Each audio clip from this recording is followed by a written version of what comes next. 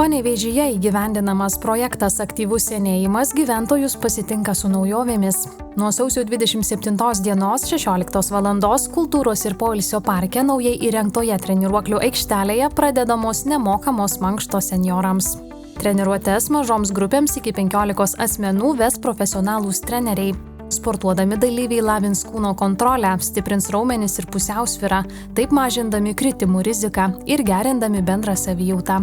Panevėžiečiai kviečiami ateiti ir išbandyti siūlomas nemokamas mankštas su treniruokliais, kurios vyks artimiausius mėnesius. Panevėžio miesto savivaldybė siekdama gerinti gyventojų gyvenimo kokybę, projektą Aktyvus senėjimas įgyvendina pagal Latvijos ir Lietuvos bendradarbiavimo per sieną programą, skirtą didinti senjorų ir neįgaliųjų socialinę integraciją Latvijos ir Lietuvos pasienio regionuose. Iš viso iš projekto lėšų įsigyta 15 stacionarių treniruoklių, specialiai pritaikytų lauko sąlygoms ir 3 žaidimų stalai.